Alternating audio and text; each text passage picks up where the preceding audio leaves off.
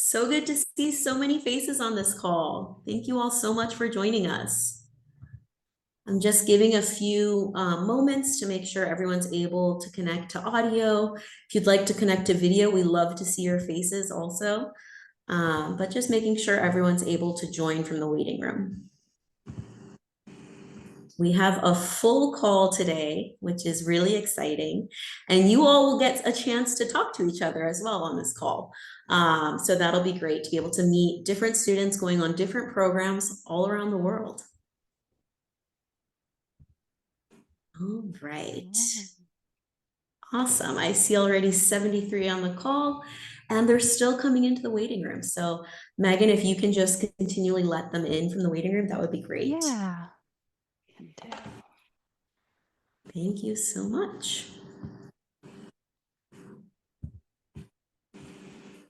All right. Well, thank you again for joining us this evening or this afternoon for you. I first want to say that study abroad with AFS-USA is an amazing opportunity, and we really hope that you're excited for it. Your time on your program will be a life-changing opportunity to learn about a new culture, to learn about a new country, and also maybe a new language. AFS students come from many backgrounds, and everyone will experience the program in a unique way. The purpose of this webinar is to help you navigate situations where you may have a different experience or might feel like you're treated differently, and to support other cohort members who might encounter such situations. AFS aims to create an inclusive environment and a culture of belonging to ensure that all of our participants feel supported. Great. Okay, so today there are going to be two of us who are presenting for you guys. So my name is Megan. I work at AFS-USA. I currently live in Chicago, Illinois. I'm originally from the border of Minnesota and Wisconsin, so very Midwestern. I worked at AFS for about 3 years now, and I used to be an AFS student myself. Back in 2017, I went from the US to Paraguay, spent an academic year there, had a host family, just absolutely loved it. And then after I came back, I spent all 3 years of my undergraduate degree in London. So that was also during the pandemic. So I had quite a different experience there. I also worked there briefly afterwards. And then once I got hired at AFS USA, I came back to the US, and now I'm working with host families and students coming to the US. And Melissa? Amazing. Thanks so much, Megan. So hello, everyone again. I am Melissa Rossi, and I am the NSLIY specialist at AFS USA. I want to share a little bit that first, I went abroad in the Dominican Republic, and that's where I learned my second language. And then I continued living and working abroad through different roles. I was in the Peace Corps and then Peace Corps response in Panama and Colombia. And I continued living and working abroad in 8 different countries. So I am so excited to share with you all today. I want to mention now that each of us have our own unique identities, backgrounds, religions, cultural traditions, and so much more. And all of that plays an important role in how we approach and react to situations. So as a preface, throughout this webinar, Megan and I will share how we read and reacted to certain situations that we experienced based on who we are. With that being said, I would love to hear where all of you are from. I personally am born in New York, but I say I'm from California because I lived the most time in California. And I'm currently in Turkey, in Nevşehir. So you can see the picture that you see on the slide. That's me and my 2 dogs in Turkey. And we want to hear where you all are. So if you can share in the chat your name and where you're located, we would love to see how many people are joining from different parts of the United States. Awesome. I'm seeing it come in the chat. Let's see. Iowa, Texas, Louisiana, Virginia, Alaska. Yes. I think maybe we have all 50 states. Missouri, Pennsylvania, North Carolina, Colorado, Wisconsin, Wyoming, Pennsylvania, California, Arizona, New Mexico, New Jersey, Ohio. This is awesome. Maryland. I saw Maryland, Utah. My sister lives in Utah, Virginia. Awesome. New York. Our offices are located in New York, so I'm back there quite often. All right. Yes. This is great. Please continue to share because it just makes me so excited to see so many people on the call together, even though we're across so many different time zones and so many different states. Awesome. New York originally, Massachusetts. It is a complicated question when you ask, where are you from? For me as well, because I've lived in multiple places. Kansas. Awesome. Cool. This is great. It's a All good right. Well, if you haven't Midwestern. shared, yeah, please continue to share in the chat where you are located, because we love to see it. That's great to see. All right. That being said, we just have a few tips and tricks to make this go smoothly. We welcome everyone to turn on your videos if you're able to. And during the webinar, everyone will just be muted so that it's just a smoother and easier to listen to webinar. We will go to breakout rooms and we'll ask for everyone to unmute and be able to share in the breakout rooms. If you have questions at any time, you can always add them to the chat box. You can send them directly to me, Melissa, or directly to Megan if you'd like it to stay anonymous, or you can send it out to the chat box so that everyone can see your question or your comment. All right. And I believe that is it. We'll also have a Q&A at the end of the webinar. So if you would like to go further into a certain topic or a question that you have, we will have that time at the end of the webinar. Awesome. And I'll pass it over to Megan. Great. All right. So first question that everyone's got to ask themselves right when they start applying is, why do we go abroad? So important first step for any student who's planning on going on an exchange is think about why, your motivations for deciding to go abroad. So what was your why for applying to AFS in the first place? And you probably do have multiple. So some motivations are about the experience. It's about learning about a new place, meeting new people, experiencing a new culture, maybe learning a new language that you haven't learned before, or maybe you want to practice a language that you currently are studying. You may have motivations that are about understanding yourself better. So a study abroad experience gives you a great opportunity to examine your own personal values, beliefs, and experiences. Or maybe you want some personal growth. A lot of students want to become more independent and learn about themselves more. This experience does involve a high level of independence, and through living and experiencing a new culture, you're going to develop new perspectives and ways of viewing yourself, others, and even the whole world. This is going to help you come back from your exchange with new confidence, awareness, and a lot more independence. And lastly, we hope that your AFS experience will help you gain the skills, the knowledge, and attitudes to help you become active global citizens, which we at AFS define as people whose informed, compassionate, and ethical compass drives them to lead lives and make decisions that contribute to a more just, peaceful, and sustainable world.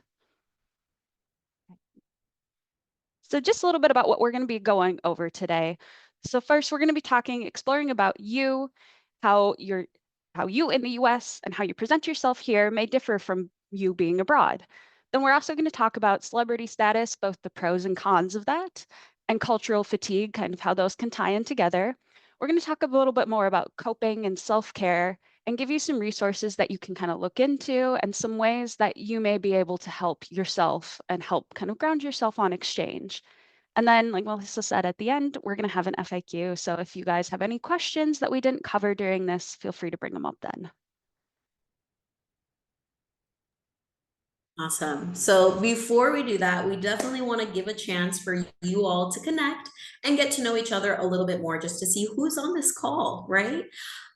So that being said, we're going to explore being you and look a little bit more about how you describe yourself, right? So this should be really fun. During this activity, we will create a flower, and your flower will have 5 petals, and you'll add in each petal just something that describes who you are and how you gravitate most towards this idea of who you are. So you can think of all the different petals on the flower. Each petal just represents a different piece of who you are and what is most important to you. When we think about our cultures, take a moment to reflect on all the different things that make up who you are. This could be the food that you like. This could be the languages that you speak. This could be if you're religious. This could especially even mean if you have like a special name that means something really important to you. Self-describing yourself can honestly be a lifelong journey to understand. So don't pressure yourself to think that you need to figure it out all now. Honestly, I'm still learning new things about myself even to this day. And I see that how I describe myself changes, depending on where I'm living and what I'm doing. So I'm sure many of you on this call tonight are as well in the same situation. With all of that being said, be proud of who you are. um, the traits that define us, that characterize us, the things that we value in ourselves and our surroundings. The main overarching question that I want you to ask as we design our flower is, what makes you you? So when working through this exercise, think about what is most important versus least important about when you describe who you are. All right. So I personally don't have pen and paper. Like, I don't even know where a pen is in my house. I write everything down on my phone. So if you want to get pen and paper, please do. I would love to see someone writing like the Incas used to do, right? But I personally just like you use Instagram. You can use Instagram, Snapchat, any social media platform that allows you to just have a little create button like that. And you will draw a flower with 5 petals. All right, so I'm going to do that right now. Um, and I don't want to type it. I want to draw a flower. There we go. Get into the draw, and I'm going to draw 1, 2, 3, 4, 5 petals. You can more or less see that, right?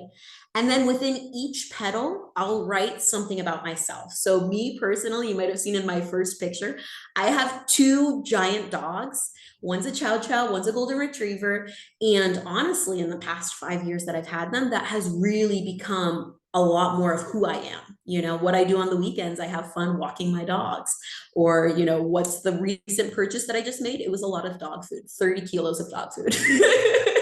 So I definitely see that more and more as who I am.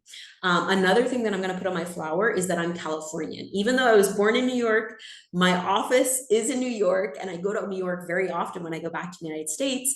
I'm more Californian than I am New Yorker, 100%, because I spent all of my middle school, all of my high school, and my university years in California. So I'm going to put Californian, and I'll go through and I'll think about what else that I am. I think global citizen is a great one because I definitely see myself as a global citizen. So I could put that on my flower as well. And you'll just start thinking, what are 5 different ways that you can describe yourself? All right. And as you're writing out your flower and you're thinking of those 5 different characteristics, I'm going to open the breakout rooms. All right. And when we go into the breakout rooms, you will get to know each other. So first, I do want to share that please feel free to share as much as you want to share, as much as you're comfortable sharing in the breakout rooms. All right. There's no need to share anything that you're not comfortable sharing. So only as much as you're comfortable sharing, please do. We're here to share, listen, and learn about each other. We're going to open the breakout rooms, and there's going to be about, if I do the math right, there's going to be about 3 or 4 students in each room, and Megan and I will be hopping between rooms. If you have any questions at any time, you can also, there's a little help button in the breakout room. You can press the help button and we can come and see what might be happening. Maybe there's a tech issue. All right. So that's the activity, writing out 5 different things that describe you. And we'll go to the breakout rooms and you'll just share with those in the room what you feel comfortable sharing. All right, opening up all rooms. I hope you got your flower ready, Megan. I'm excited to see what you have.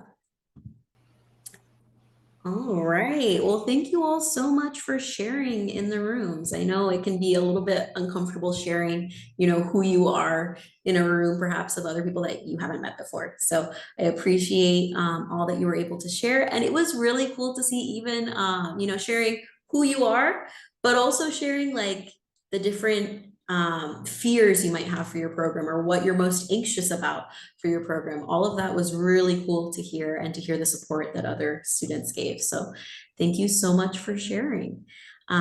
Is Megan back with us? I Yes, will I pass it over am. to you. All right. Perfect. All right. So now you've kind of thought about some of what you might be looking at for yourself and some of the differences you might encounter while you're abroad. We're going to talk about kind of expectations versus reality. So while you are abroad, you may switch from a majority to a minority related to certain aspects of your background. Like, for example, in the USA, the majority of us speak English. Obviously, since we're all speaking English on this call, most of us speak English, but in your host country, that might be the minority. You may find very few English speakers, for example. So there are some things that you may already expect about your host country. There might be some things you don't expect. So on this slide, you can see some gifs of common stereotypes of Americans, such as Americans love fast food, or they can be loud, or they have a lot of money. So for example, for me personally, I am from a small town in the Midwest. I'm from small town Wisconsin. So many people came up to me and went, "Oh, are you from New York City? Oh, okay, you're not from New York City. What about Florida? What about California?" And I had to say, "I'm not from any of those. None of those are anywhere near where I am from." And I have a whole different culture and a whole different way I act because of that. As I'm sure Melissa would like notice as soon as she interacted with me, I am definitely not Californian or New Yorker. So, what about you guys? Is there anything that you are expecting from your program? If you do want to share in the chat box something that you believe you'll experience or you'll encounter on program, whether you think it'll be something you're looking forward to or positive or something that may be negative. Um, and if you are looking and you can see someone who's got a similar or the same country that you're going to, is there something you didn't expect to see? So Melissa, if you also have some misconceptions that you experienced, I'd love for you to share them. Yeah, absolutely. So I think one thing, I lived in Brazil for, if you put together all the time that I lived in Brazil, it's about 8 years that I lived in Brazil. And I'm not Brazilian. I'm not from Brazil. I actually didn't know anyone when I moved to Brazil, but I just wanted to learn Portuguese. So I was like, let's go. And one thing that I did see very common is like the very first GIF at the top. Not in a negative way or anything of the sort, but just in general, people thought that I had a lot of money because I was American. And I actually moved to Brazil with only $300 in the bank and like praying that I would get a job when I got there, you know? And so for me, I was, penny pinching the entire time. I was very cautious with my money because I didn't have any money. But the perception that many Brazilians have of Americans is that all Americans are rich and they're all making it rain because that's the American dream that many people have, right? So that was a misconception that many people had of me before they met me in Brazil. Or another one, I'm also a vegetarian, and everyone would ask me, I would say more so in other countries, like when I lived in Panama or even in the Dominican Republic, people would ask me, is your favorite food fast food? Is that your favorite meal? And for me personally, I can't remember the last time I had McDonald's or Burger King or any fast food because I'm a vegetarian. And so vegetarians don't really eat fast food because it's mostly meat, it has a lot of meat within it. And so for me, I love salads. Like I absolutely love simply salad. I love any of the chopped, like those are my go-to if I'm going to eat out. And that was something that people would ask me, like, is your favorite food hamburgers? Is that what you eat for dinner all the time? Or hot dogs? Or hot dogs? And I didn't even eat hot dogs as a child. Like I just never ate them. And so that was something that was just funny to think, that what they see on TV or what they see in movies is what they think really is true for all Americans. And so it was good that I was able to show them a different side of what an American can be. So yeah. I'll go to the next slide and I'll talk a little bit more. So thinking about just that, let's look at what perhaps your host community could be expecting of you. I heard in the breakout room, some of you are going to Germany, some of you are going to France, Spain, Costa Rica, shout out, right? Malaysia. I know there's some of you going to Thailand. I know some of you going to India. Really, so many countries that you can be studying abroad in. And your host community may expect certain things of you just because they know that you are an American coming from the United States, right? It doesn't mean that their expectations are correct or, aligned with who you are, but they might be expecting something of you. And like you saw on the last slide, pop culture really does shift the perception that people have of Americans. Many times Americans can be be viewed like those gifts or their favorite American TV series, maybe seen as lovers of fast food, or that they're super rich, or that they're super loud. I know Americans are seen as just very loud and opinionated, perhaps. And we know that this isn't the reality for all Americans. And we have the opportunity to shift that perception by sharing our lives, by sharing who we are with our host communities, with our host families, the teachers, and those that you interact with on a daily basis. And I think that's just so beautiful. So, like, for example, when I was in the Peace Corps in Panama, I lived in Panama for 2.5 years. And when I came to Panama, the national language is Spanish. I already spoke Spanish.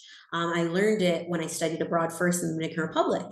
And so, since I already spoke Spanish, many people would ask me, "You're saying that you're an American, but where are you really from? Where were you born?" And I would tell them I was born in New York. And they're like, "But you speak Spanish." I don't know what that, like, for them, it just couldn't connect in their mind that someone that was from the United States could come and speak Spanish. I don't know if they were just trying to inflate my ego, but they kept saying, "You speak Spanish like I speak Spanish. Like, how is this possible?" And it was because I had learned it already, right? And so I was able to shed some light on how Americans can have many abilities, and have many cultures.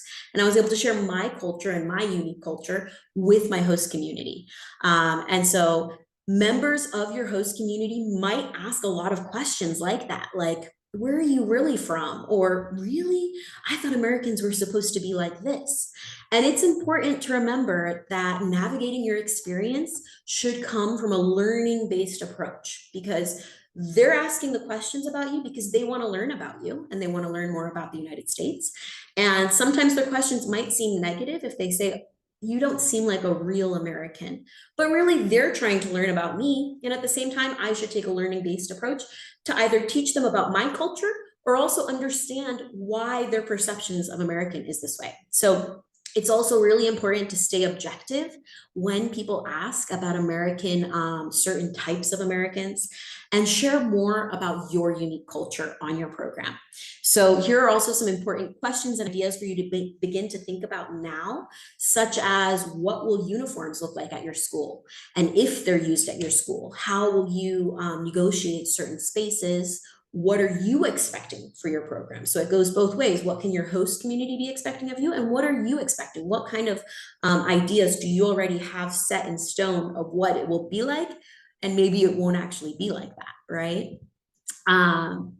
So it's important for you to begin thinking of your strategies for how you will respond to those certain situations. All right. So speaking of responding to certain situations, we're going to talk health and safety. A little bit boring, I know. So health and safety of all of our participants, that's our number one priority. AFS does have an established network of trained volunteers and staff prepared to support you on your program. But part of our job is also to equip you with some more resources and tools so that you can help take care of yourself abroad. Take care of your own health and safety. And you are always your number one resource. I always tell students, no matter who else is there, the one person who's going to be with you in every single situation is yourself. The more you can prepare yourself and the more ideas you have in the back of your head, the better prepared you're going to be later on down the line. And that's not to say you're going to be alone all of the time. Just if you happen to find yourself in a situation where you can't do something you would normally do to kind of chill, relax, calm yourself down, you've got to have that toolbox in the back of your head so that you can reach in and pull something else out. So, how do you do this? You're going to hear this a lot, research. I know it's kind of boring, but research, research, research. So check all the resources you can. For example, you can read blogs, you can check YouTube. Other foreign exchange students in the past have created like Facebook groups and stuff. You can check those. Like Melissa, who is a Peace Corps volunteer, said like lots of Peace Corps volunteers will do videos or vlogs or blogs about their experiences. Those can also be good resources. I used quite a few of those when I was going to Paraguay because Paraguay is one of the countries that Peace Corps sends to. So you can look for things like that. If your school here in the US or your community in the US has a study abroad group or an expat group, they can also give you some good resources as well because they've done that kind of cultural transition.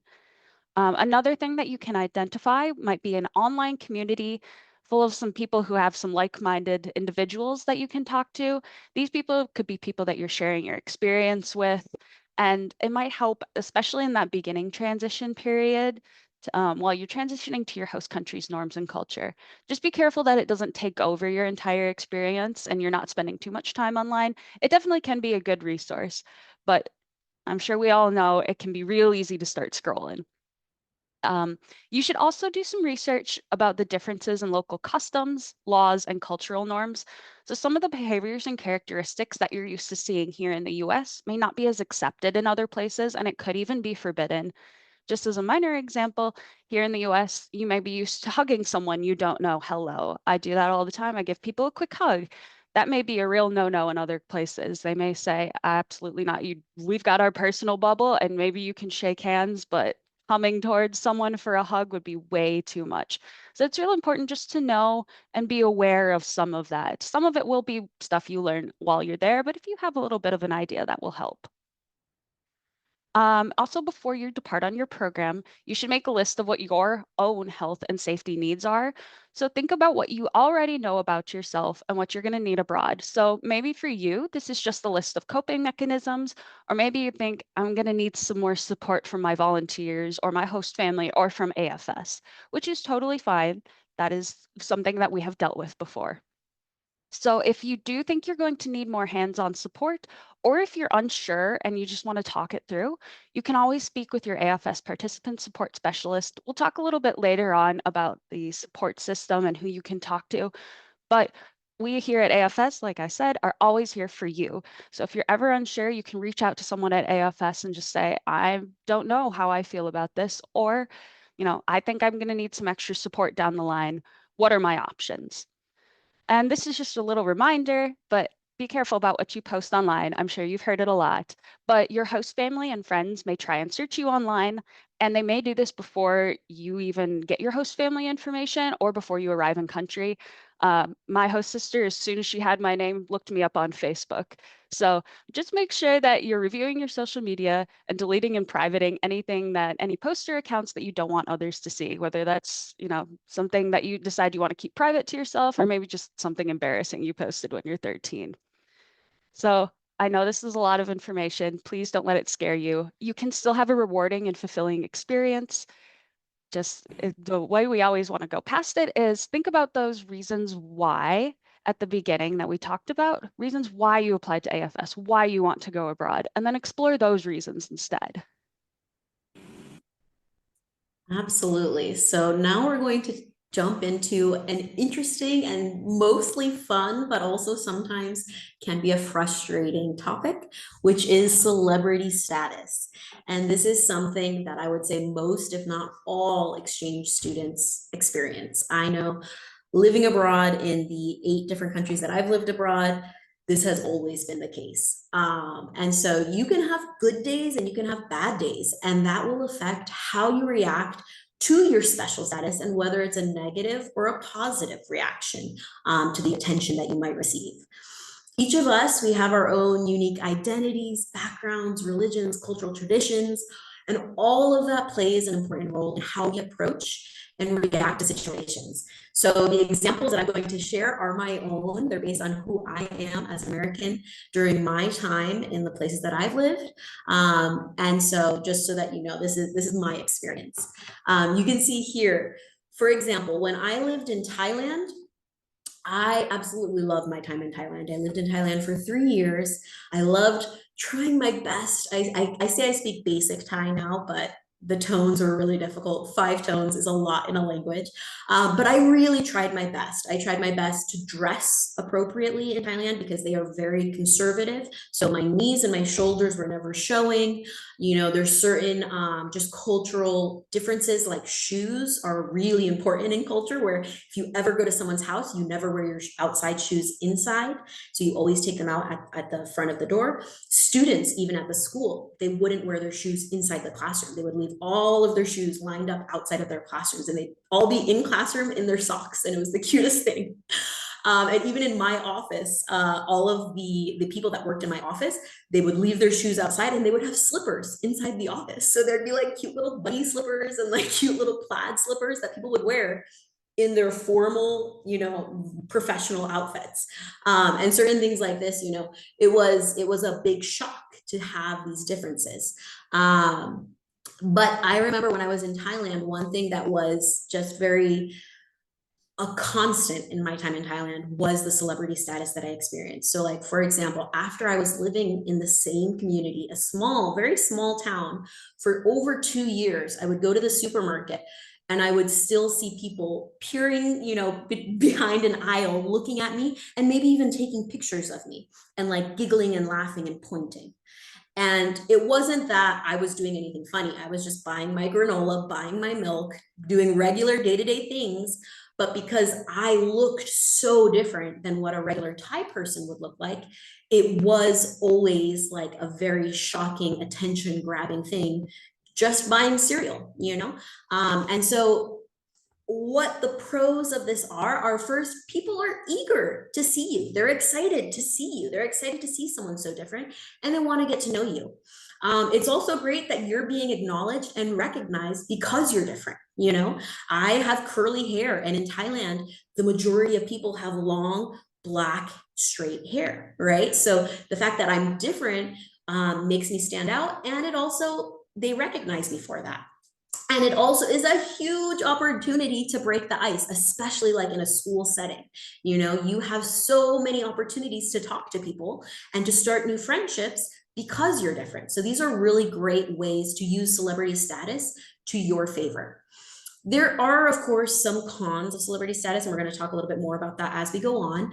But for example, maybe it's just too much. Maybe you had a bad day and you just want to fit in and you just want to feel a part of the community. Or for me, for example, after 2 years of living in the same community, speaking the language, dressing appropriately, eating the food, doing everything quote unquote right, I still was singled out as not being like everyone else. And that sometimes was hurtful because I wanted so much to fit in, right? So maybe it's too much or unwanted attention, making you feel kind of like the other. Or also maybe they have some ideas of who you are and it's not necessarily true. They have some ideas of who an American is and they put that on you, even though it's not necessarily true. So there are pros and cons to celebrity status, and we're going to talk a little bit more about the cons and what to do, right? So that being said, what do you do when you experience that attention and when it can be perceived as negative? We expect that right off the bat, you will find that your host family and your school communities are open-minded and eager to meet you and learn more about your background as well as your US culture. If you encounter misunderstandings or microaggressions or just uncomfortable situations and challenges, your resident director or your local coordinator, the volunteers from AFS, are there to support you and should be used as a resource. Megan will talk about it in a little bit, all the resources you have within AFS, but also you can also use any misunderstandings or questions surrounding who you are to discuss the richness of the United States. Your host families and school communities can offer a safe space for these kinds of discussions. So, you can talk with your host family about where you come from in the United States and who you are. But it is good to use good judgment as to when it's safe and appropriate to engage in these conversations with other members of the community or within the school, perhaps. So here are some tips that we have how to combat negative or unwanted attention. The first thing is don't take it personally, which in the moment, I know this is difficult. It's easier to say than do, but don't take it personally. People are very excited to see you. And, it's kind of similar, like those 15-second reels that you watch, it grabs your attention and they want to know more, right? And it's not a personal matter. It's not targeted towards you. It's just more so in general that this is the celebrity status that you have in that community, right?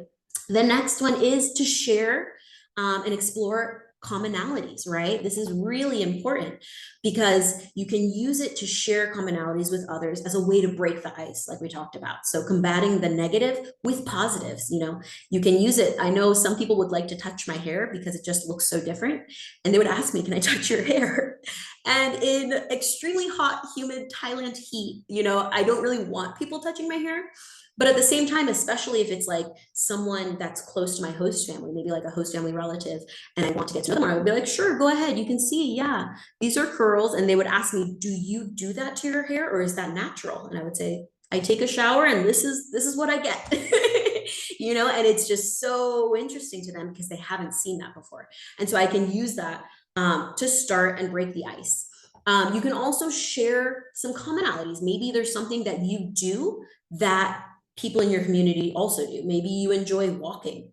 Maybe you enjoy a certain sport that is also practiced. Or maybe you start to explore new sports or new hobbies or new activities because you saw someone in your community doing it. That's another really great way to be able to break the ice and then share some commonalities with them. And of course, combating the negative with the positive. So even a negative interaction can be used to spread positivity. All right.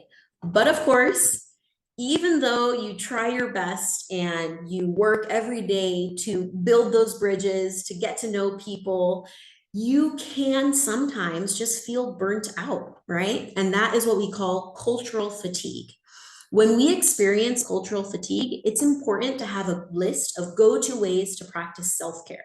So cultural fatigue, we define that as a state of being where the small adverse intricateness of the culture begins to bother you out of the reasonable proportion after living in another country for an extended amount of time. So it takes far more energy to navigate and interact in a foreign culture than your own after doing this for a long time.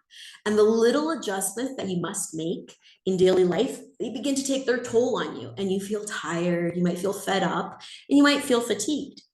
So for example, like when I was living in Brazil, again, I had lived in Brazil for almost 8 years, and I felt like my Portuguese was really good. People would always tell me, you're more Brazilian than you're American, which is that positive? I don't know, but I would take it as a positive because they thought that I was speaking well and that I was learning all the different customs. But always when I would meet someone new, especially living in the big metropolis in Brazil that I did, Sao Paulo, in Sao Paulo, people are from all different parts of Brazil, but also all different parts of the world. So it's really common, even a Brazilian to a Brazilian, to ask them, where are you from? If you meet someone for the first time, because people who live in Sao Paulo usually aren't from Sao Paulo. They come from different states and they come to this big metropolis usually for work. But many times that would nip at me because if I met someone for the first time, they would ask me, before I even said anything, they would ask me, where are you from? And I would be like, do I really stand out that much? Am I really that so unlike Brazilian that you have to ask me that? It really wasn't that. It was because I had heard it so many times. And so I would have to take a step back and realize it's not because of me that they're asking this. It is me that I'm getting annoyed at these tiny little things, right? And so it's important to have that go-to list of coping mechanisms. What can we do when we start to feel just annoyed at little tiny things, right? Or I know in Thailand, one thing is they don't say necessarily how are you. It exists, but they don't say how are you. They instead say, have you eaten? And it's the sweetest thing ever because they show their love in food. They want to give you food to show that they love you and that they appreciate you. And so, sometimes I would just be full and I wouldn't want to eat anymore. And that might be another time where I'd be like, I can't eat anymore. And so in these times when you just feel, perhaps fatigued and like little tiny things are coming and starting to get at you, we'll talk a little bit more about how you can deal with this. So you can see here, maybe they're very curious where you're from and your cultural background. Maybe they're very curious about your appearance and how you look different. Maybe it's extensive hospitality and overprotectiveness. This is something especially with host families. Host families feel like you are a part of the family and they must protect you at all costs. And sometimes that can feel, a little bit stifling to students. So here we can see our list of what we've come up with so far about how you can practice self-care when you start to feel cultural fatigue. So this is what we've created, and I'll go through the list, but if you already have any ideas of how you are going to deal with certain challenges on program, please share it in the chat because we would love to see it. So first and foremost is journaling. I think this is the most important. If it's either in voice notes, if it's either just writing in a journal, any way of the sort of just noting down what you're feeling. Because many times if you put it down to paper or if you say it to yourself in a voice note and listen to it back, you'll realize it's actually quite small. You know, you might have a lot of emotions around this idea about what's happening. You might be really annoyed that you've been offered food 3 times and you had to say no 3 times because you already ate. But when you write it down, they offered me food 3 times and I told them, no, I don't want to eat it. You look at it and you realize that's actually not a huge problem. That's showing that they care, that they want to feed me, you know? So journaling is really important, especially when you're going through cultural fatigue. Finding your supportive peers and your support system is also really important. Knowing who you can reach out to. Maybe that's another student at the school. Maybe that's another AFS exchange student that might be nearby. Maybe that's your local coordinator or an AFS volunteer. And exercise. I know if I am getting in a bad mood or just a funk, going out for a run or going out for a walk can really help just restart and refocus why you are actually abroad, right? And be vocal if you do feel uncomfortable and it's persistent. Talk to your support system. I know Megan's going to talk about who you can talk to, but talk to your host family, talk to AFS volunteers, your local coordinator. There's many people that you can talk to because sometimes just letting it out makes it better, right? And also thinking about who you are, similar to the flower that you all made, talking about who you are versus how your community perceives you. Having that idea that they perceive you in one way, but that doesn't mean that's who you are, right? And having that objectivity of when you hear how they perceive you is really important.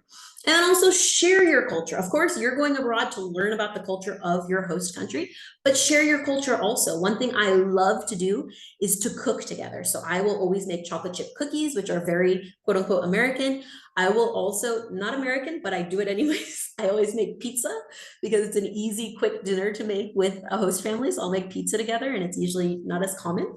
But share your culture. Maybe it's through cooking, maybe it's through the activities, maybe it's sharing pictures of your family or of what you like to do with your friends. Share your culture. That is one way that maybe you're feeling homesick and you're just feeling culturally fatigued, but sharing what you do in the US with your new community is a really great way to combat that. And then also consider any underlying cause. You know, maybe it's not the culture, maybe it's not the situation you're going through, maybe it's you didn't get enough sleep, or maybe it's you can't find a certain food that you're used to and you really like and you miss it. You know, maybe there's something else under there that's making you feel the way you are feeling.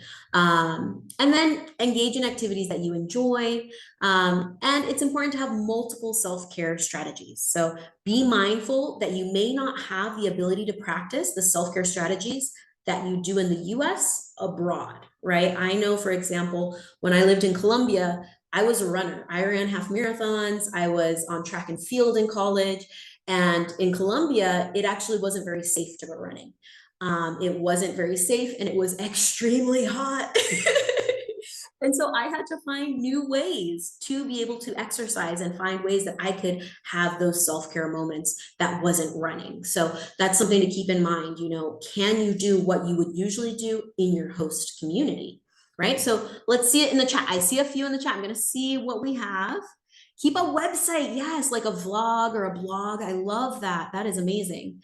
Novels. Ooh, I like that. Being the protagonist in your own book. Yes. Journal, scrapbooking is amazing. Listening to music also, absolutely. Run it out. Drinking water. Sometimes you're not actually angry, you're just dehydrated. I 100% believe in that. Listen to and practice music. Journaling. Yes. Creating music. That's amazing. Talk to friends in my host country. Absolutely. When I first studied abroad in the Dominican Republic, I actually brought a guitar with me, but I did not play the guitar before I went. And I would go up to my rooftop in Santo Domingo, the capital of the island, and I would, of half of the island, and I would learn to play the guitar. Just, I had like a little tiny leaflet book and I would learn different chords. And that was my self-care. And it was amazing. Awesome. Scrapbooking, cooking, sketching. These are all amazing. And please keep them coming because maybe what you're sharing, someone else might not have thought of. So, you know, everyone else is seeing what everyone else is adding to the chat. So these are all really great ideas. Cooking with your host family, yeah.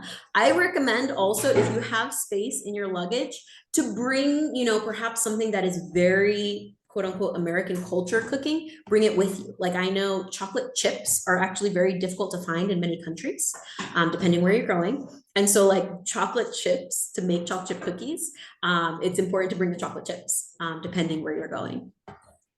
Awesome. Okay, these are all really great. All right, please keep them coming. I'm going to let Megan jump on to talk a little bit about support on program. All right, thank you. Okay, so support while on program. So once you depart the US, your point of contact, who you're in contact with right now, is probably the study abroad department, and that will transition once you are in your host country from study abroad department to the participant support department. We've got participant support departments in all of our host countries, so there's always going to be someone who you can talk to in the staff. So you will also have a local contact. This kind of depends, the name of it kind of depends on the country. Sometimes it's called a liaison or a counselor. They may have a different name for it, but you always have a volunteer who you will be in contact with. You may have multiple volunteers as well, but at least one person who will be checking in with you, who you can ask questions to. If you're unsure about anything, they'll be a good point of contact for you. Besides them, and your other volunteers, you'll also have the participant support specialists in your host country, like I mentioned. And like Melissa has mentioned before, sometimes your host family can be a great resource, a great first resource, especially if you have questions about like culture or day-to-day life.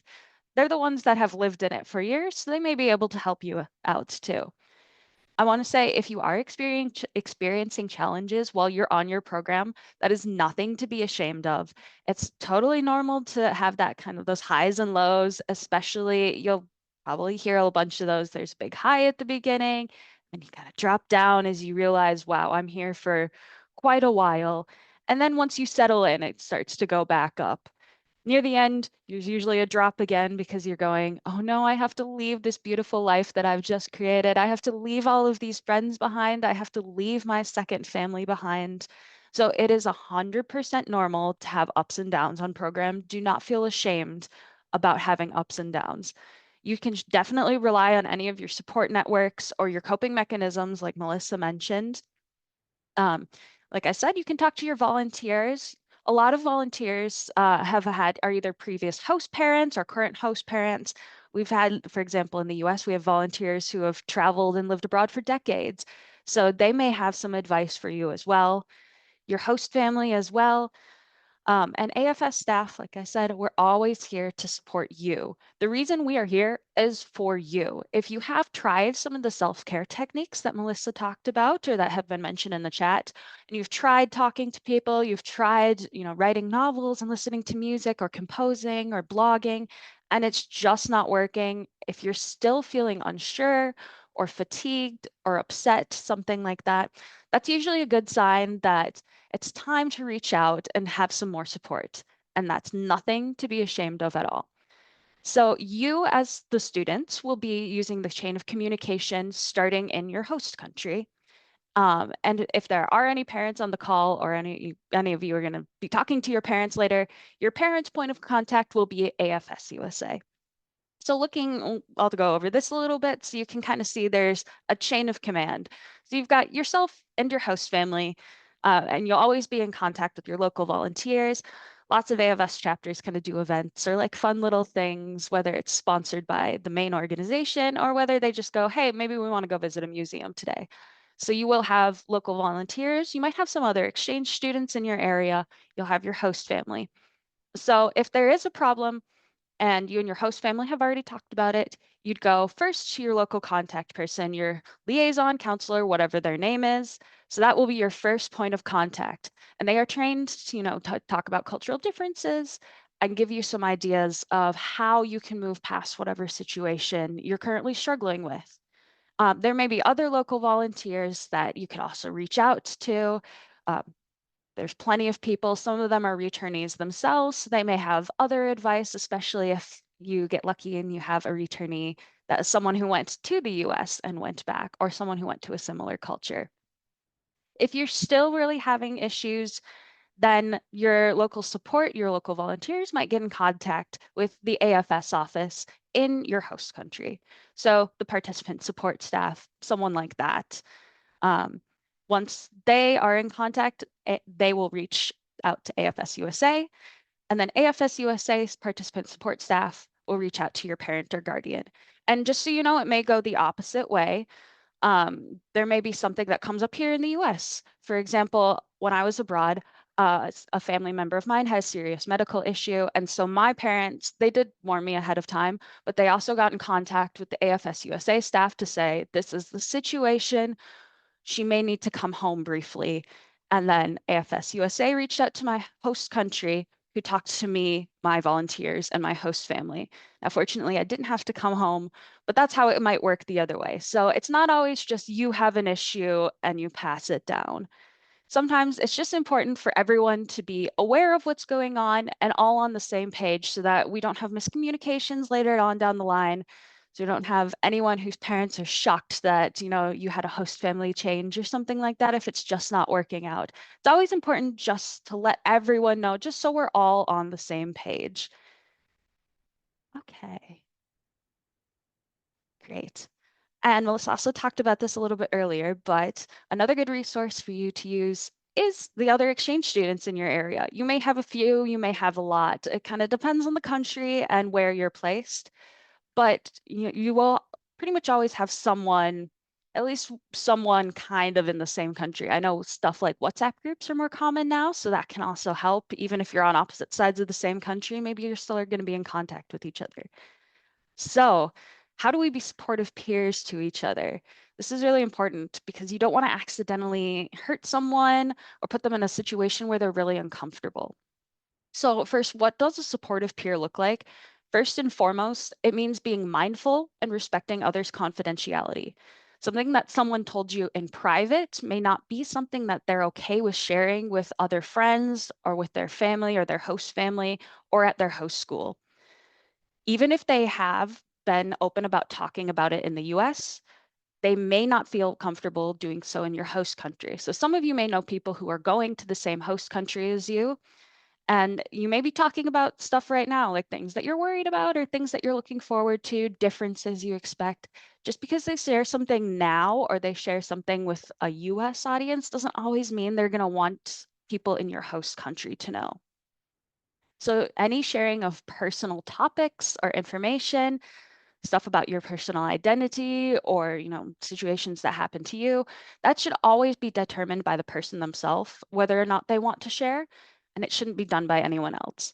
Now, of course, if there is a true dangerous situation and you're concerned about someone's safety, please do reach out to a volunteer, to your host family, to AFS, whoever you're comfortable with. But if you're just talking about someone's like life experience, maybe something that happened to them when they were younger or something like that, you should always check first just to make sure that they are okay with you sharing this and you're not accidentally sharing information that they didn't want everyone else to know. So, supportive peers always protect each other. If you are unsure, just play it safe. Wait to ask the other person about the situation in a private one-on-one conversation. That's when you can go, hey, like I think maybe this, our friend's struggling. Maybe if you shared about this situation that we've talked about, I think it could help them a lot. But just make sure you're getting their permission first, because you never want to surprise someone. And you can also be a supportive peer by being open minded when speaking with others and getting to know new people. If you can avoid making assumptions where you can and let the other person fill in those blanks and start to share what they're comfortable with, it's usually a good idea. That way, you don't push anyone beyond their boundaries or make them talk about something that maybe they weren't comfortable with because they feel pressured. Right.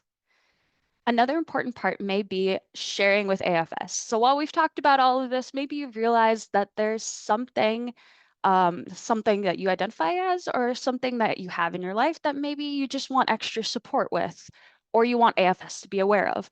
So you should consider what you personally are comfortable sharing and not sharing ahead of time with your study abroad specialist.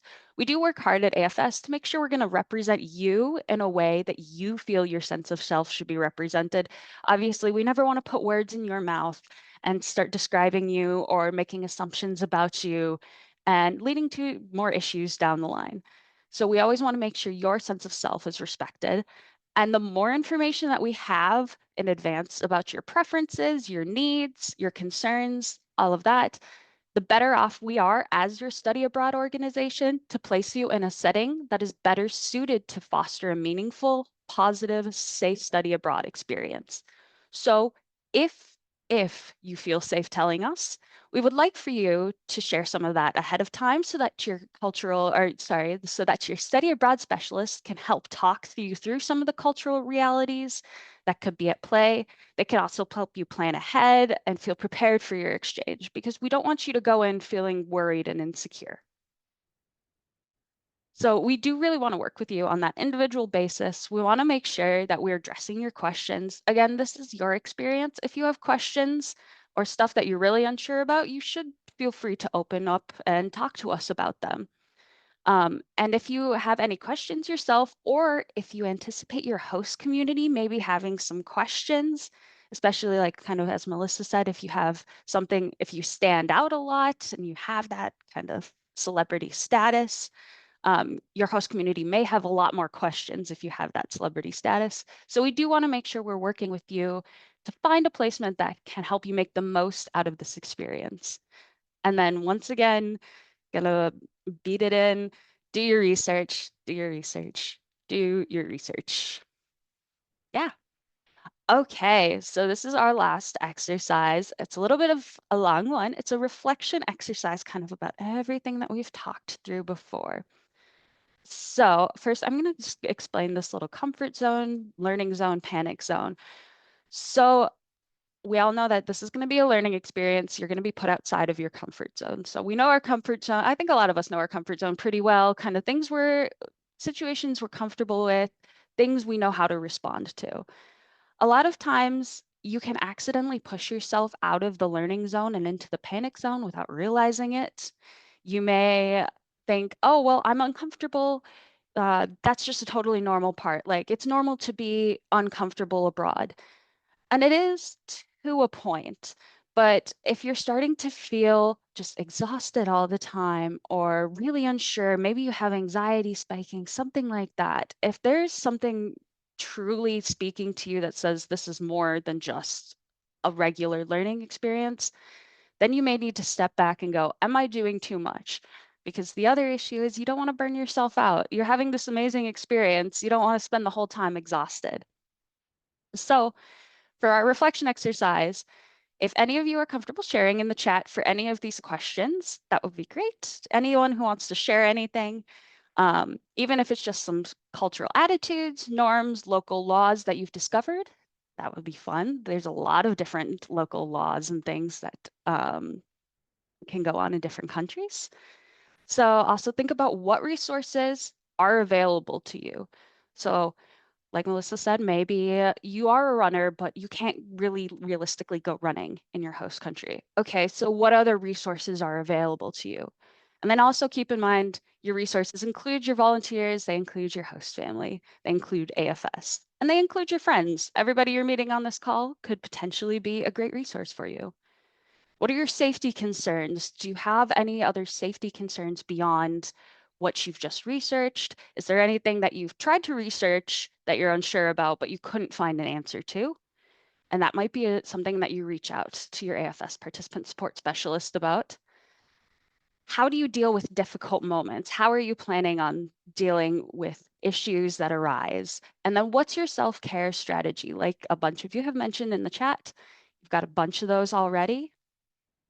um, how would you see your role, not only as a foreign exchange student? I'm assuming a lot of us are going to be participating in school, going to classes, meeting peers, but that's only part of it. You're not only an exchange student, but you're also a visitor in the country. You're a new family member. Your host family has welcomed you into their home for a year, and you really can truly find a new family abroad. I consider my host family my family. My sister is my sister. I don't have biological relatives or biological sisters. She is my sister, though. So, how do you see yourself there? And as a community member as well, as someone new, kind of integrating yourself into this community. And then the one that everyone likes to focus on, how do you see yourself changing and growing? In what ways? We've already got some good answers in the chat. Maturing way more. Yep, a lot of people will find that I became a lot more independent. I was pretty independent in the US. I reached new levels when I did my exchange abroad. I had a great family back here for support, but okay, so we do have a good question. Information on my target country always seemed various or dubious compared to firsthand accounts of said country. How can I make sure the information I find online about the cultural norms is accurate slash not just stereotypes? I was gonna Melissa, if say, you, Megan, we yeah, could, yeah, well, I was gonna say we could add this to the questions and answers that we're going to right after this, or we could yeah. jump into it now, talking a little bit about the dive model. Because that's a really great question. And it's true. You know, how do you verify what you're seeing online will be actually true in the host community? So, exactly like what you're asking, Andrew, we have a model that we use that's called DIVE, DIVE, and it's very similar to this. So, it's, for example, you see something and you think you know what you're seeing, but you're not sure you know what you're seeing. And you're like, is this across? Is this a widely, a widely occurring incident, or is this just a certain group that does this? First thing that we do in the dive model is you just describe what you see or describe what you think it is, right? So if you're seeing something online and you think it's a cultural norm, just describing it out. What is it that I see? What is it that I understand this to be? Without emotions attached to it, without putting it as a negative or a positive connotation, right? Just saying that, perhaps they eat arepas in Colombia. Is this true or is this not? Right. Then we go into the I, which is interpret. So interpreting, is this true for this group? Interpreting why they might do it, thinking just on your own, what is it that I'm seeing? And is this perhaps a good thing? Is this part of their values? Just interpreting the information that you have that you can see. And then we go to verify, which is the most important of the dive model. So after you do the D, the I, then you go to the verify. So verifying means going to an accurate source. I know personally, working on the programs that I work on, we work in the past and historically, we've worked across 5 different countries. And I do not know everything about these 5 countries that I work with. And so what I do is I might see something, I might understand something, but I verify it with my program partners in that country. So I'll talk directly to my colleague in Indonesia and I'll say, this happened. Is that culturally appropriate? Is that what should be happening? Can you explain it to me? And that's really where your local coordinator and your local staff and local volunteers are going to be most important, because you can verify it directly with them and you can verify it with your host family as well, right? So verifying it is so important. And that I know you can't do necessarily right now when you're in the US. So it's important to take note of this. Take note, this is what I understand right now, but I'm not sure if this is just a stereotype of my host country or if it's true. Just take note of it and wait so that you can verify it in person, right? And then the last one is E, evaluate. And you're able to look at what your first impression was, what you interpreted, what you saw online to be. Then when you get to country, you're able to actually verify it with maybe 1, 2, or 3 different people, because people are different. Maybe for one person it's normal, maybe for another person it's not. Verifying it across different sources. And then you can reevaluate and say, okay, I thought it was this. I heard this from my host mother. I heard this from someone at school.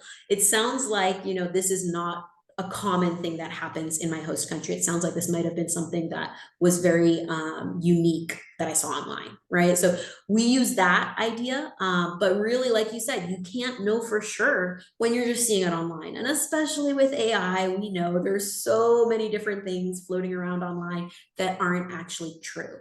So it's really important, that verify step, finding a local that you can ask their opinions on it, right? If it's something that you feel comfortable sharing. I'd also add that just like in the US, how we have different areas with different cultures, different regional dialects, different ways of acting and thinking, you may find that in your host country too. That may be part of the cause of some of the discrepancies. So, for example, I lived in a very urban city area in Paraguay, but the experience that my peers had who were they call it the interior of the country, kind of the middle of the country, where it's not quite as developed. They had a very different experience and some cultural and language differences too. So you may find that you are having a different experience just based on where you're placed.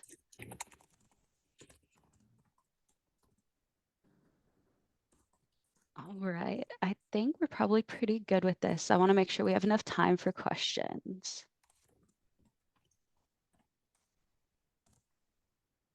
Right.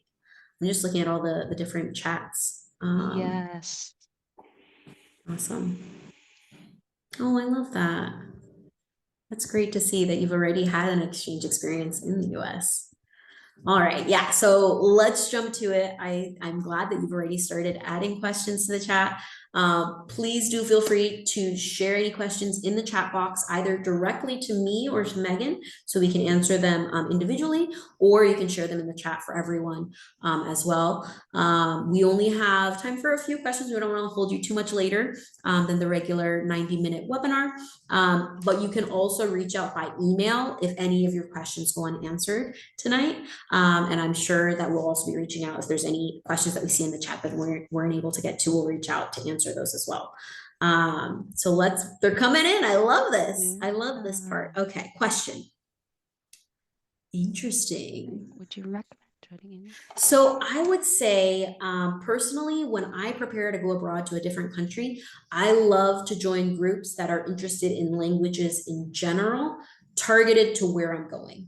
So it's not necessarily English speakers in that country, but it's people who are interested in languages in that country, because many times you'll then see many locals of that country wanting to learn English, and you can have a little bit more back and forth.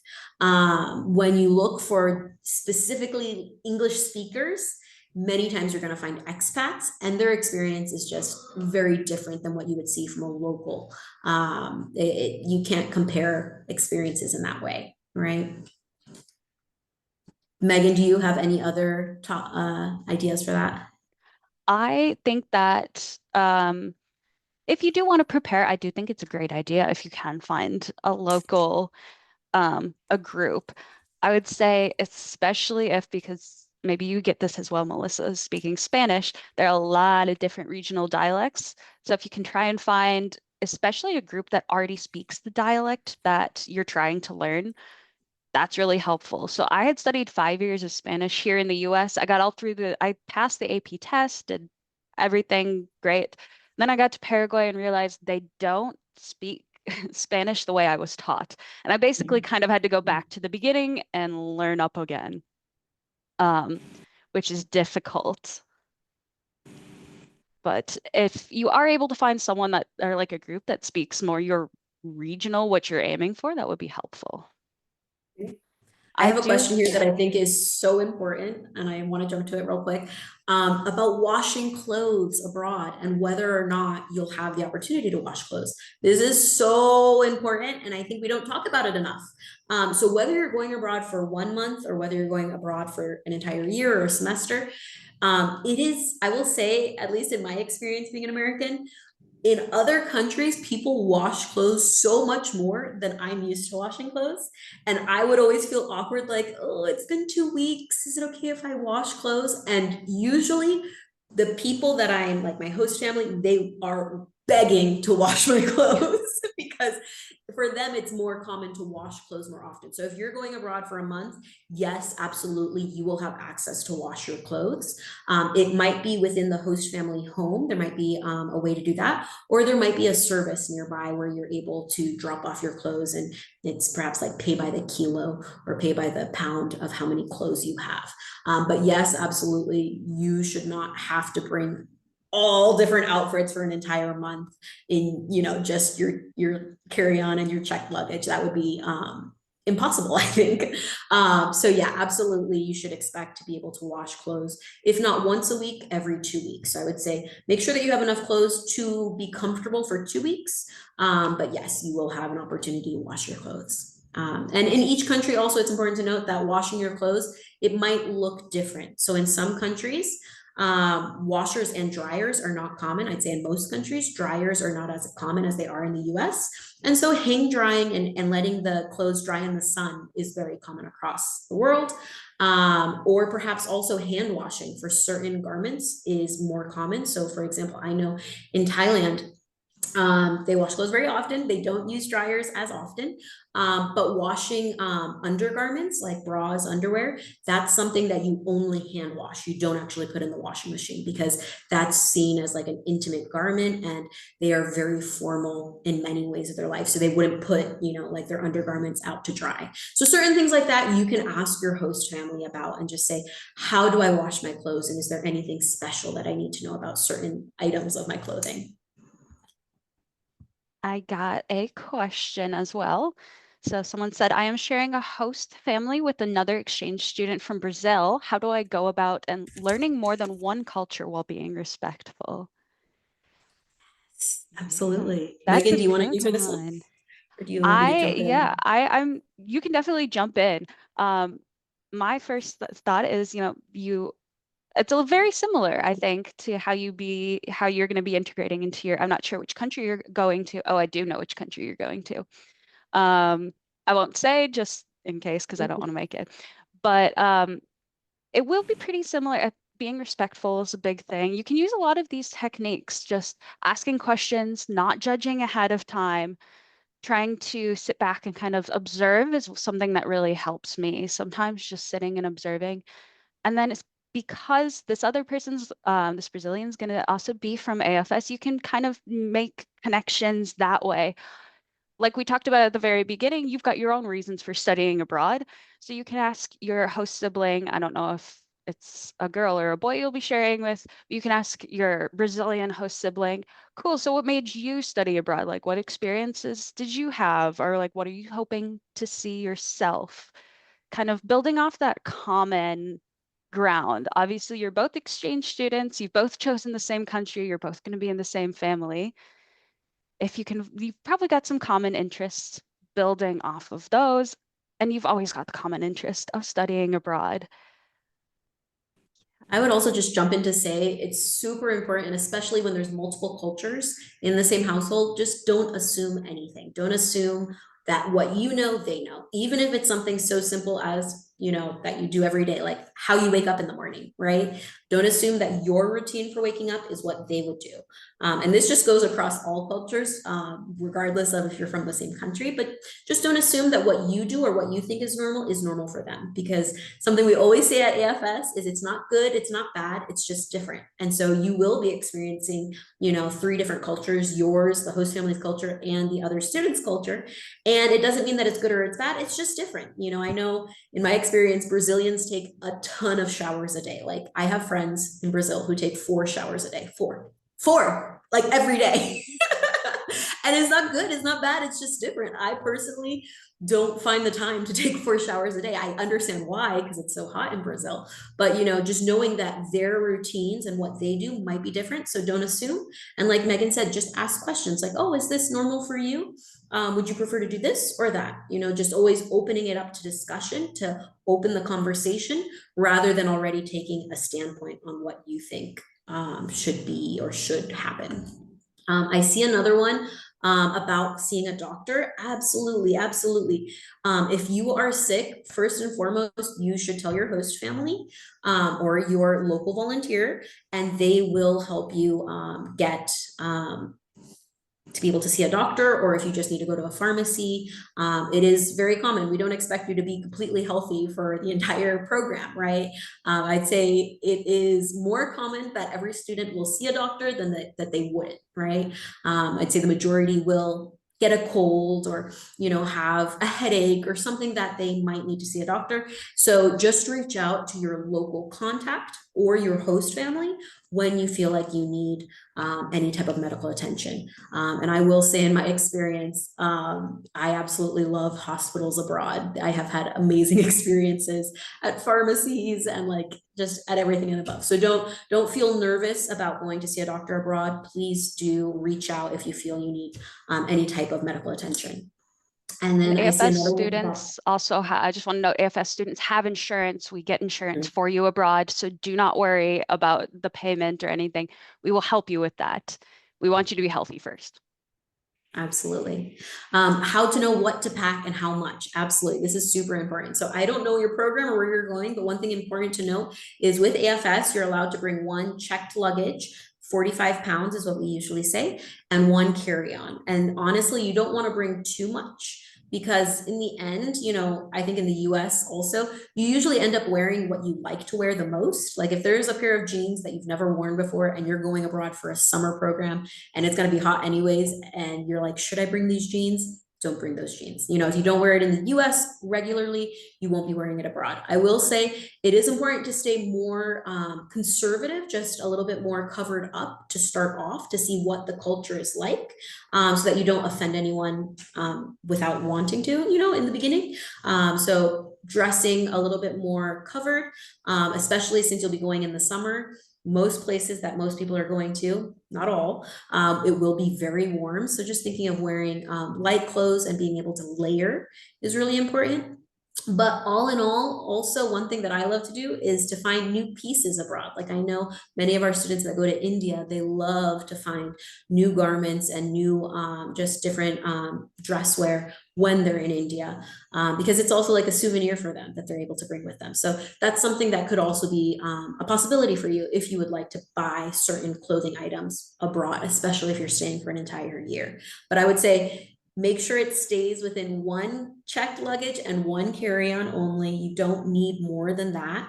And like I shared about the laundry, making sure that you have enough clothes for 2 weeks is helpful. So, enough socks to wear for 2 weeks, enough things that so you don't have to stress to wash your clothes as often. That's a good idea to have. Anything that you would say about packing, Megan?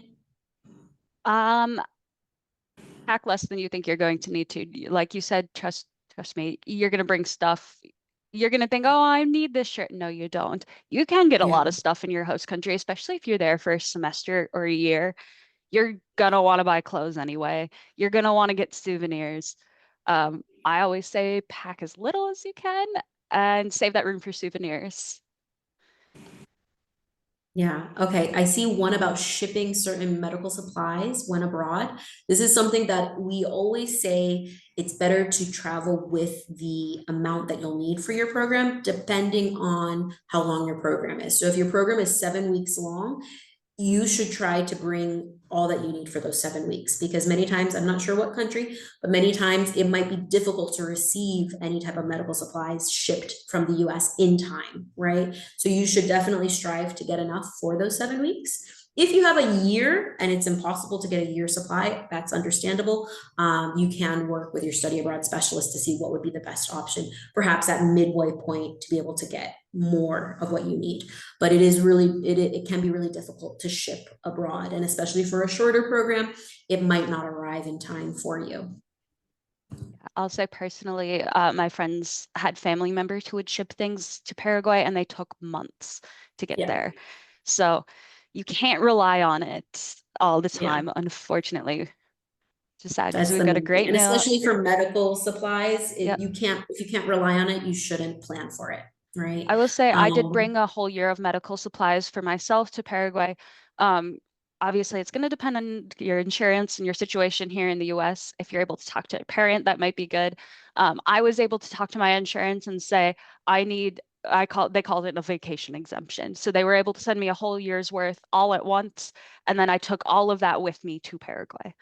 So you may be able to call them and say, I need more than what I have right now because I am going abroad. Yeah, and sometimes just showing like your acceptance letter and those documentations that you have, that will help them understand more, because they might have one general rule that you can only get this much, but if you show the reason as to why you need more, you may be able to get more. And I also want to mention, don't bring anything that is extremely special to you. This is something that I think someone was talking about, how clothes sometimes in the sun, when you air dry them, they can get stretched, they can change color, and that's perfectly normal. But anything that is truly like an heirloom or something very, very special to you, you just don't know what could happen. So it's better to leave anything that's extremely valuable at home in the United States. Anything that cannot be easily just replaced, you want to make sure that you just leave that in the United States so you don't worry about losing something that's very valuable or important to you. People paying with cards or cash in Thailand, that's a great question. So in Thailand, when I was there, cash is very important, but it depends what city you're in. If you are in a big city like Chiang Mai or in Bangkok or any of the larger cities, cards are everywhere accepted, and many times just like phone payments are very accepted through Line. Line is a very common messaging app in Thailand, and they use Line for everything. All payments, everything go through Line. But where I lived in Thailand, it was a small local community, not very many foreigners. Cash was necessary because I would go to the night markets. No one would have a machine to be able to use. And maybe in other cities, they might have the machine to use, but it's just important to have cash. And so what I would do when I was in Thailand, I had my credit card and I had my debit card. I would go and I'd take out a larger sum of cash that I knew I would use for the next couple of months. And then I would just take out small amounts of cash with me when I would go during the day of how much I knew I would need. So I'd have a little nest egg back at my host family and then just take little bits with me that I would need day by day. And that way you avoid any large fees that you might get from your bank. Usually banks charge maybe like $5, sometimes it can be more or less depending where you're taking out money if you take out money abroad. So it's better to take out a larger sum that you know you'll be using anyways, rather than taking out a little bit every day from an ATM. And I see another one about what to do about phones. These are all such great questions. So first important thing to know is if your phone is unlocked in the United States, right? If you have Verizon or Sprint or whatever company, you need to know if your phone is unlocked, and you have to unlock it beforehand if you would like to get a SIM card in the country. I recommend that you get a local SIM card, because then you'll be able to have a local number and you'll be able to contact people on the phone to talk to them where you are locally. And it's cheaper. It's always cheaper to get a SIM card in the country rather than trying to use roaming from the United States, especially for a longer period of time. So I would recommend making sure first that your phone is unlocked. And if it isn't, calling your service provider and getting your phone unlocked. And then a SIM card in country makes a lot of sense. If your phone is very special to you and it's very expensive and you would like to get a cheaper phone in country, that is an option. You could do that. There are many, many smartphones that are like very good priced, very good price that could use a SIM card, and you could be able to access the internet and everything depending on the data plan that you get. But yeah, prepay SIM cards are really helpful, I think, in this situation.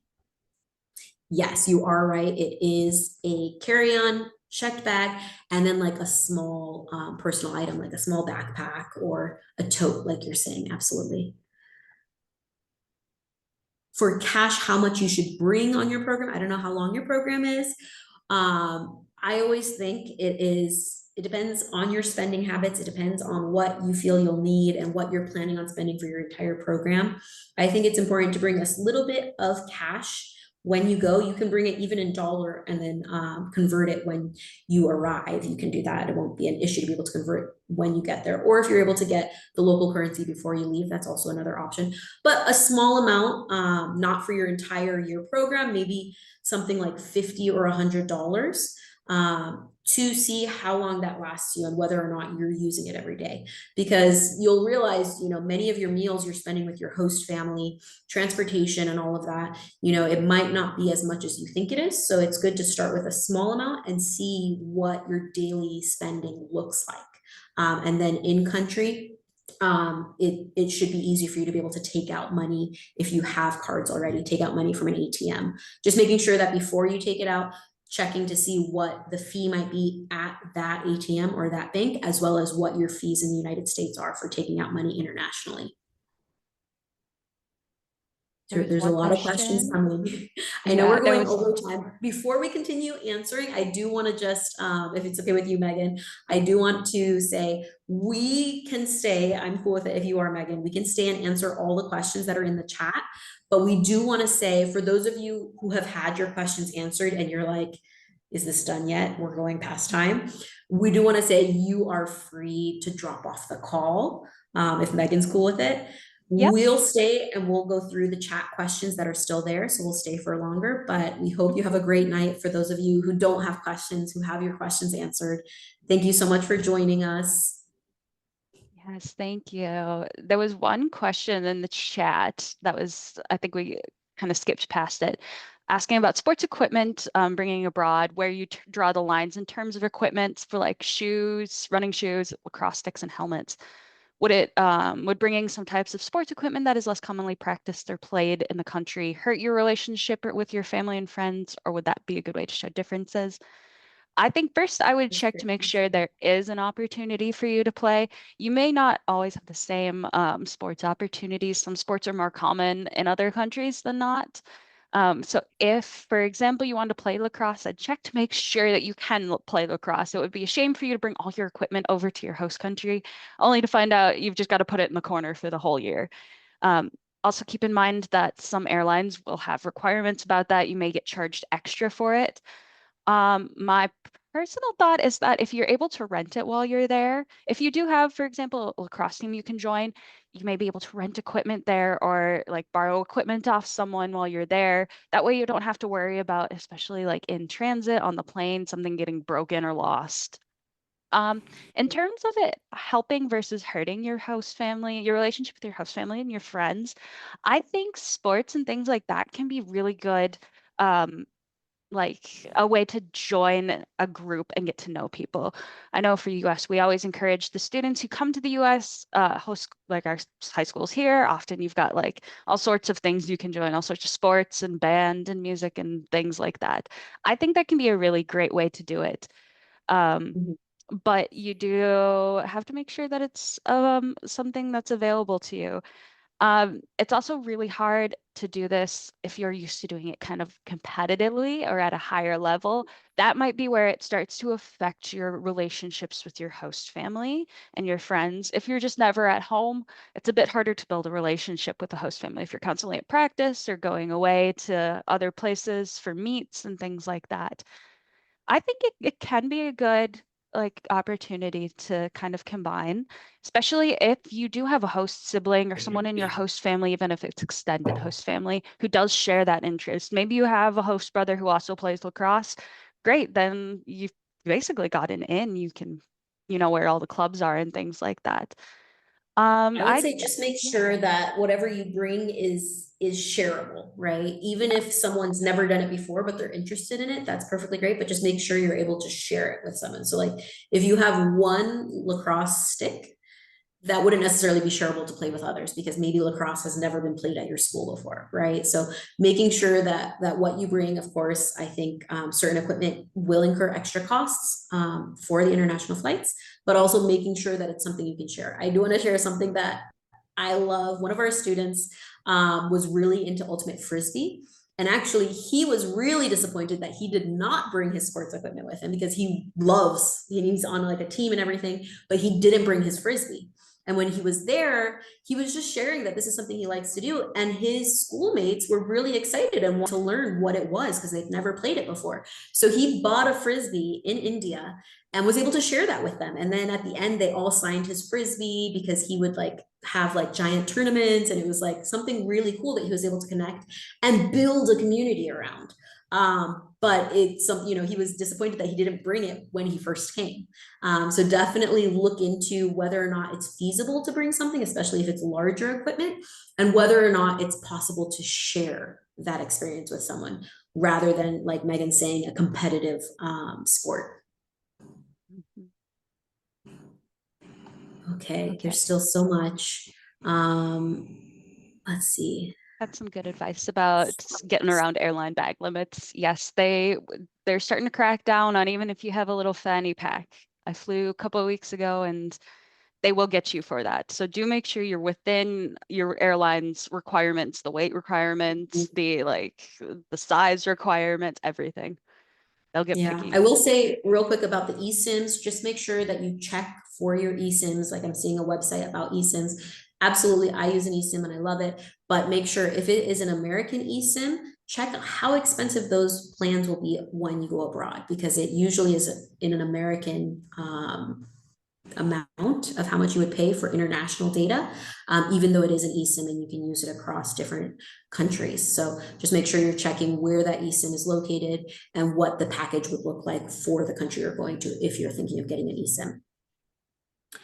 Um, So, question about taking tests in the host country. Would it be possible to do it in the home country language? Which I think that would probably depend on your school, since we kind of differ to the schools to how they run their curriculum and what they allow for their tests. It may be an option. Um, it may, depending on your host school and your host country, they may say, no, we want you to try your best. mhm. Um, to be honest with you, mine was a gap year, so I didn't have to worry too much about testing. They just sent me out in the hallway anyway. Um, I would say one thing that's important also within the schools and within testing and all of the sort is, of course, try your best and stay connected with the lesson and what's being learned, but also don't hold yourself to the same standard that you would to your classes in the United States, because learning science, learning math, learning all of these topics that you learn in the United States, but in a different language is a whole different level. I was a straight A IB International Baccalaureate student in the United States. And then when I studied abroad and I had to do it all in a different language and like write essays in a second language, I was starting to get B's. And I was like, wait, what? And I got a C on a test. And I was like, this isn't normal. Why am I getting a C? And it was stressful at first, but I had to take a step back and remind myself, this is a second language. This is something that I just learned. So don't hold yourself to the same standard you would in English than you would in the second language. Yep. And at AFS, we do the same. We don't expect you to get straight A's the whole time. The only thing we expect is for if you are struggling that you reach out and get some help. I love this question about the flight because I love planes. My longest flight was 26 hours and I rocked it. Wow.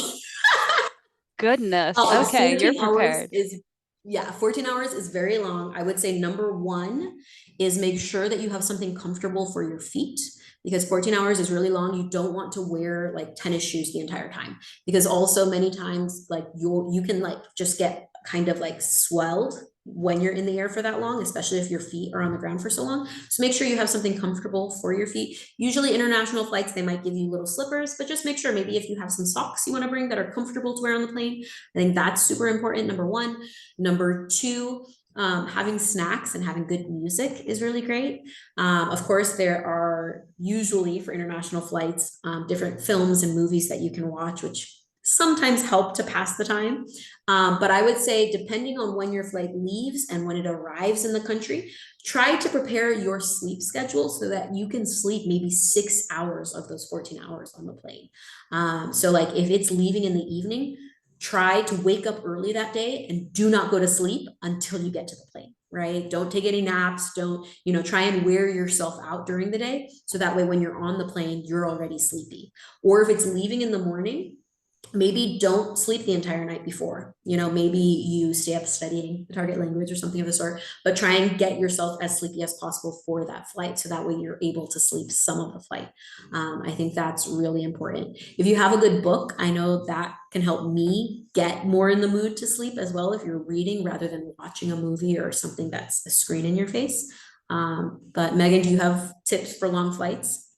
I always make sure I have whatever kind of pillow is comfortable for you. For me, one of my favorite ones is like a blow up one that you kind of put your face in and you hug. Do make sure Mm. that it's like acceptable for your airline, because I know some airlines have different rules about like pillows and stuff they'll Ooh. accept. They don't want things that are blocking the aisles as much just in case something happens. But I have had no issues. It does help that your flight's overnight. I've heard people taking melatonin sometimes before some of those flights, especially if you're trying to sleep partway through, so that it helps you go to sleep. I'm also one of those people that like I can't sit too long. I gotta get up. So if you need to get up and just walk up and down the aisle once, go and do it. Yeah. Go to your bathroom. Don't force yourself to sit there if you're not comfortable. Yeah. And I download a lot It's of also, shows.